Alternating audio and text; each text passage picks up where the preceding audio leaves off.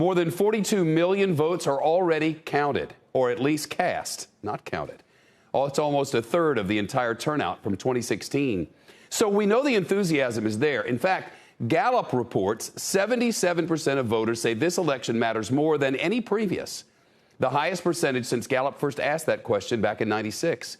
Steve Kornacki, is it everyone, or is there more intensity on one side or the other? Yeah, there's a lot of intensity out there, but there is a bit of an imbalance, 77% overall. But let's break this down by party and take a look at that among Democrats. That's where this sentiment's the strongest. 85% of Democrats say this one matters more than the others. Then you got Republicans a tick behind them. Interestingly, independents, 10, 15 points less. What you really see here is a lot of people feel this is very important, but it's the partisans, the partisan Democrats and the partisan Republicans. They're really feeling that extra intensely. Steve, let's look at the Senate. The Republican majority is very small, and there's big money flowing to Democratic challengers in close races. What would the signal be that Republican senators are trying to save themselves while not turning on their president who's polling poorly? What might the message sound like? You need me to save you from AOC and the crazy libs taking over the entire government? Is there any of that? The country is relying on us. This state will decide to send President Trump back for 4 more years. This state will decide the Senate majority in stopping the radical left in my race. Can you imagine what they would do to anybody that voted for Barrett? Can you imagine what they do to President Biden if he didn't adopt their agenda? This is a dangerous moment in American politics. The radical left has taken over. They're trying to take me out.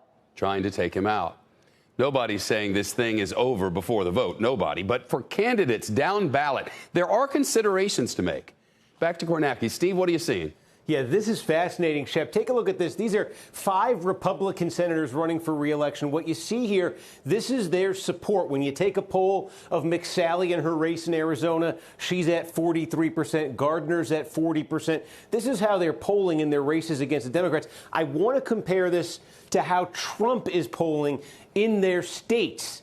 This is interesting. See, McSally's running at 43% in her race in Arizona. Trump in Arizona is at 45%. What do you notice here? He is at or above, generally a couple points above where the Republican Senate candidates are running. So these Republican Senate candidates, they're running behind Trump in their states. Trump has more support in the polls in their states in a lot of cases than they do. So it affects their calculations in that they want to gain the extra voters that Trump has that they don't have. And there seems to be a recognition with a lot of these Republicans that they're kind of in it together with Trump. They want him to win their states, and they want to try to win it along with him on a coattail effect. Yeah, that's what it looks like in the data. Was it like that back in 2016 or no? Yeah, and I think that's where a lot of this reasoning comes from. Check this stat out, 0. That is the number of states in 2016 that voted for a presidential candidate from one party and a Senate candidate from the other party. Not a single state did that in 2016. That was the first time in history that ever happened. But I think that really, to both parties, reinforced the idea that within their party, they're all in it together. Shepard Smith here. Thanks for watching CNBC on YouTube.